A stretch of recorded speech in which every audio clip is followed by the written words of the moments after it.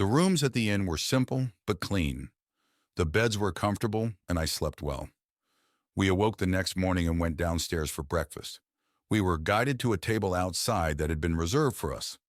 By now, word about us had traveled through the township. There were even more onlookers to our meal. I felt uncomfortable being stared at, but I remembered from my time on the Opalu Na that I was supposed to be a diplomat. I smiled at the beings and was rewarded mostly with blank stares. I gestured to some of them to come and sit with us. A few brave beings took us up on the offer. Plates of food and beverages were delivered to our table. I could not fault their hospitality. "Hey, I know this dish. My parents used to eat this with me when I was younger," said Jem, smiling. "You like it?" asked a young girl near our table. "It is my favorite too." "Yes, I had not eaten it in a long time, since my parents passed away," replied Jem. It was good to see Jem interacting with other Baglogi. She had been alone for so long. I turned to a male Baglogi. "I was thinking, if this is the only township, why is there an inn? Isn't that for travelers?" He was startled at being addressed for a moment. "We mostly gather here for socializing. Perhaps if someone had too much to drink or they need temporary lodging, they would stay here," he said. I nodded in understanding. "Yes, most of the time the rooms are empty," said another Baglogi. "In all these cycles, why have you not spread out and created other towns?" I asked. "Well, this valley and the lake provide all we need. We like living here. Our family and friends are close by. We have no reason to move somewhere else," said the male Baglogi. "Do you really come from the stars?" asked the young girl. "Yes, and we came here to visit you," replied Jem. We continued to exchange questions and answers with our hosts.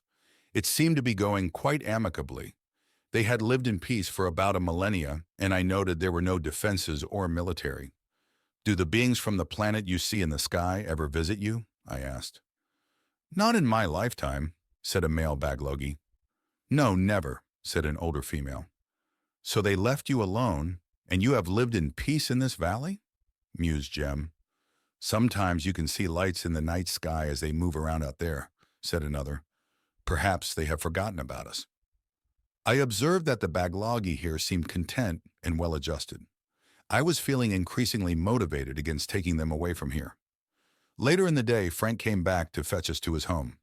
We followed him to his house a few blocks away from the inn. There were no ground vehicles, not even a wagon pulled by a domesticated animal. The streets were well organized and tidy. "Please come in," he invited us into his home. "Thank you," said Jem.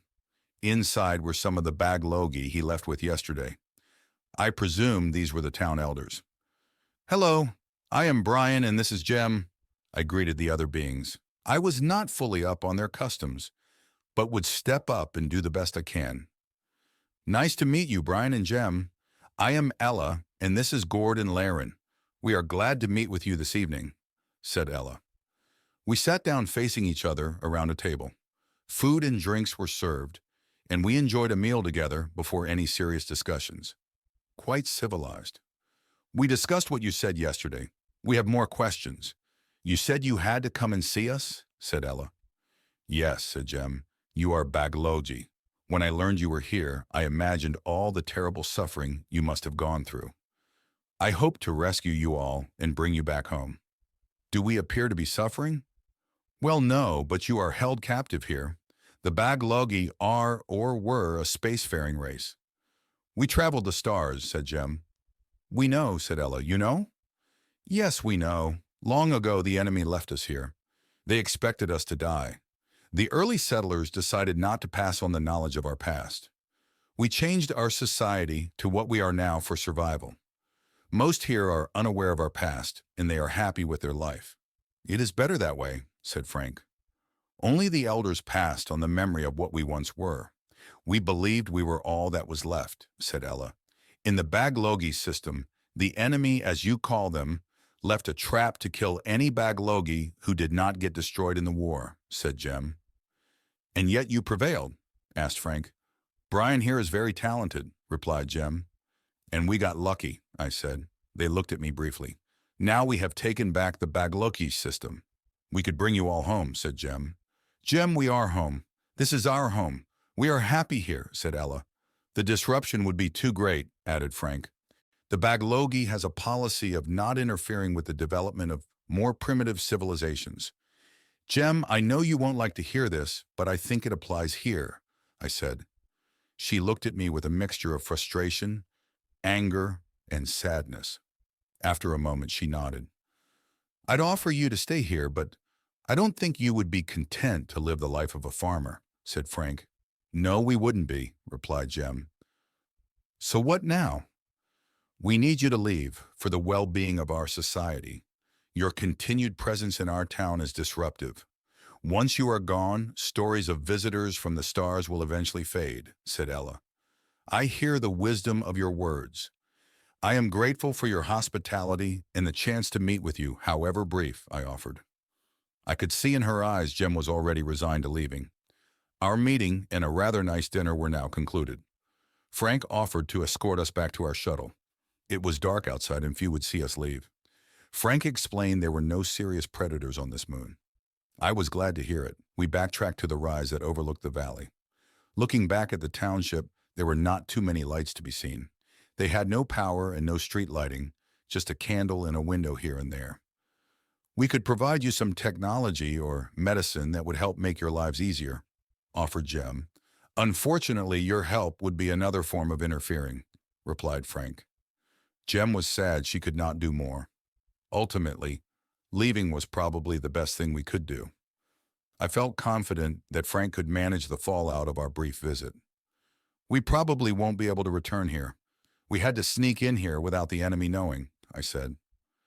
I understand. It would not be good for us if you returned.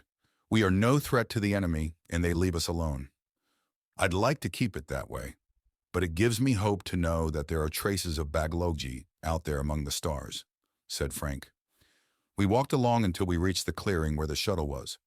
Frank was curious about the shuttle, and I offered to show it to him. He waved his hand and declined. I have to bear the burden of the knowledge of our past.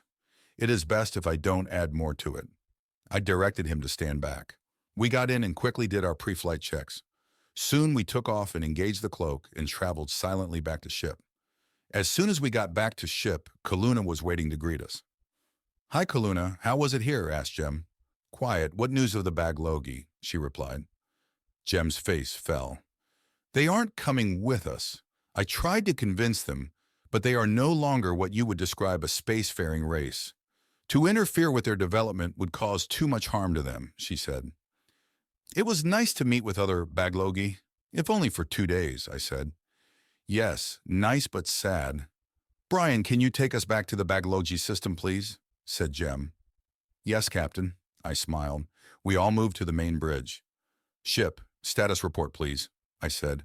Alda and Bera report another fleet of about 40 vessels moving toward them, most likely on their way to Bagloga. Kala is in orbit around Fo 5. Dura reports no vessels approached the moon during your away mission, said Ship. Did the protocol injection succeed? Confirmed. The Do Not Disturb protocol is installed on all Fo vessels in the system, Ship replied. Ask Alda and Bera to stand down. The Fo vessels should have a surprise once they try to engage their hyperdrive engines. Have Kala initiate sleep protocol on the vessels in the patrol, collect the data port probes, and rendezvous with Alda and Bera. Hey, did the Fo not notice their patrol was missing? I said. Confirmed. Kala reports that the patrol sent regular reports using the proxy protocol. Kala also reports they are taking the patrol to the far side of Fo 5 and initiating sleep protocol, so the sleeping vessels are not visible on scanners, said Ship. Outstanding work. Please share my appreciation with Kala, I said. Confirmed, said Ship. Ship Dura, please depart the moon and rendezvous with Alda and Bera at the edge of the system. Take it slowly so we are not detected, I said. I would have liked to get out of here quicker, but I was trying real hard not let the Fo know where we were. Confirmed, X2. We moved out from our hiding place behind the moon. Jem was watching a view of the township from space. I put an arm around her to comfort her as we left the only other Baglogi we knew of. Ship and Dura crept along undetected towards our exit. We watched the Fo vessels on the tactical display. Their next wave was just reaching the point where they would engage their hyperdrive engines to travel to the Baglogi system. It was a good test of the Do Not Disturb protocol. I hoped it would work and the foe could not stop it. Suddenly, the red dots on the tactical display representing the next wave all turned gray. Then they changed directions and accelerated. Soon after, the foe vessels were gone from the system. I had a good feeling for the near future, at least. They could send vessels out to random systems for weeks before they figure out something is not working right. A while later, we arrived at the edge of the system and reunited with Alda and Bera.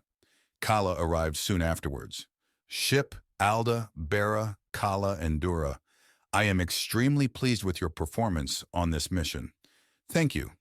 Ship, please take the fleet back to Baglogi, I said. Confirmed, said Ship. Soon after we engaged our hyperdrive engines. Estimated time to fleet arrival in Baglogi system is 4 days, said Ship. Travel back to the Baglogi system was an uneventful 4 days. On the 4th day, we appeared in the system and were greeted by Molly. Welcome back to the Baglogi system.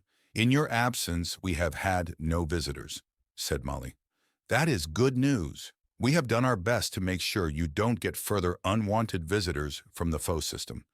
Please note that the last wave they tried to send was about 40 foe vessels. I do not expect you to see a wave of more than that number. So please design your system defenses to handle about that many vessels, you said. Confirmed, said Molly. Ship, please share with Molly how we could inject via the foe communications network. It may be of benefit, I ordered. Confirmed, said Ship. Alda, Bera, Kala, and Dura, I am transferring you to Molly to serve in defense of this system. I expect your contribution to be significant. Molly, these are capable vessels. Please use them however will fit into your plans. I said. Confirmed, said Molly. The 4 unmanned vessels moved off to take on their new duties. Take us to an orbit around Baglogi 4, please, I said. Confirmed, said Ship. Jem, Kaluna, I have a little side mission for us. With the system secure for the foreseeable future, I thought it would be nice for us to visit the planet below. I have accommodation down on the surface. We can take a shuttle down and spend a day or 2 there, he said. Both smiled at me. I'd love to do that, said Jem. It would be a nice change to being aboard ship while you two have all the fun, said Kaluna. We had little preparation to do. Just grab a few things and meet at the shuttle. I piloted the shuttle down to the settlement I had asked Molly create while we were away. The site was perfect, a beautiful lake surrounded by a green valley. I landed the shuttle near to the habitation units. I asked Molly to take care of this before we left. I wanted something comparable for the Baglogi if we brought any back with us, I said. It's beautiful, exclaimed Jem. It reminds me of the site of the township on the moon, only better. I expect Molly referenced the data from the probe and looked for a suitable match. This was where they might have stayed, I said. Kaluna hugged me. Fantastic job, Brian, said Kaluna. Well, it also makes a good vacation home. If you would like to select a habitation unit, we can move our things in, and then we can explore a little before dinner, I said. I let them choose. I could not hope to select the right one, even though they are all identically equipped. We walked around the site. The construction bots had installed some nice pathways and landscaping. We followed a trail down to the lakeshore and had a seat on one of several benches placed there.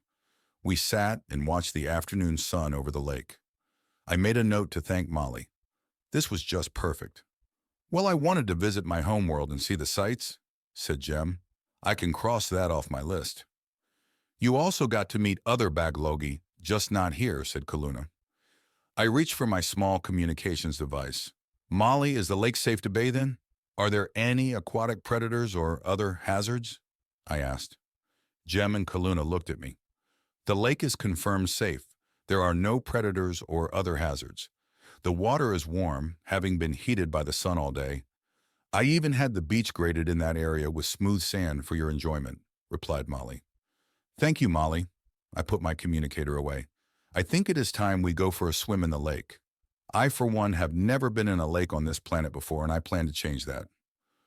Would you care to join me? I asked my companions. I don't know how to swim, replied Jem. The beach is shallow. We can just go in up to our waist and splash around, I said. Kaluna smiled. We took off our clothes and proceeded to the water. The water was nice and warm, and I walked out holding 2 hands. We were soon more than waist deep in the lake. We splashed each other and laughing and playing about in the lake. After all the stress we had been through recently, this was sorely needed. Even Jem had forgotten her worries and was joining in. Kaluna dived under and came up and swam along. Her tall and graceful figure was a delight to see as she gracefully swam around us. I should have figured she knew how to swim. When we returned to the bench where we had left our clothes, there was a maintenance bot there with some towels and drinks. This was awesome. We dried and put our coveralls back on. The sun was getting low in the sky. Swam in the lake, check. Watched a Baglogi sunset, check, I said. Jem smiled. Brian, thank you for this, said Jem. Yes, this was special, added Kaluna. Well, the lake and the sunset were not my doing. If you like, you can thank Molly for the improvements, I said, blushing. Let's have dinner. We ambled together arm in arm along the path back to the habitation unit. It kind felt too big compared to living in a small cabin on ship. It had separate rooms and a nice covered terrace looking out toward the lake with a table and chairs. Jem went to the food dispenser and ordered some traditional Baglogi food for us. We took our meal to the terrace and sat together and ate as we watched the sun go behind the mountains. We slept well that night. We did not wake up in time to see the sunrise, though. We went through the usual morning ritual and had a light breakfast together on the terrace. This has been a wonderful visit. I will cherish the memory of our time here. But now what do we do next? Where shall we go? Said Jem. When we signed on as crew, you said the Baglogi were peacekeepers. Is there a peace to keep somewhere? Asked Kaluna. Perhaps we could travel to distant systems and search for traces of other Baglogi vessels. Ship may suggest some areas where to look, I offered. We have been to my home world and Jem's home world. We could visit Brian's home world, said Kaluna. I really don't want to return to Tien Prime, I said. What about Earth? You said your mother was from there, said Kaluna. Earth is a closed world in a closed system. We cannot go there even if I wanted to, which I do not, I said. Then where would you go? Asked Jem. I like searching for more Baglogi. Also, I could go after some more pirates. We could stop by some friendly systems and see if they had any recent pirate trouble, I replied. Okay, pirates, peacekeeping, and searching for more Baglogi. Sounds like a plan, said Jem. When do you want to start? I asked. Let's clean up breakfast and tidy up a bit, then we can return to ship, replied Jem. We did just that. I piloted the shuttle, and we did one last flyby over the valley and the lake. It was beautiful. It cost the lives of the crew of at least 4 foe vessels and a war with the foe. I wondered if it was worth it. Our shuttle returned to ship after our brief vacation to Baglogi 4. We all dropped our gear back in our cabin and moved to the main bridge. Molly, what is the status of the system? Asked Jem. No unwelcome visitors. Updates to system defenses are completed, said Molly. We will be gone for some time. From time to time, we will send back an unmanned probe to update you on our location. If you need help or encounter any Baglogi visiting the system, please send a probe to find us, said Jem. Confirmed, said Molly. Ship, please update our mission to pirates, peacekeeping, and searching for more Baglogi. Commander, please select a destination, said Jem. Confirmed, said Ship. Let's go visit the trading post. I believe someone there is or was working with the pirates. They may work with other groups of pirates too, I said. Agreed. Ship, please take us to the trading post, said Jem. Confirmed. Estimate 18 days of travel, said Ship. Goodbye, Molly, I said. It was like I was saying goodbye to my mother. In real life, I did not get that luxury.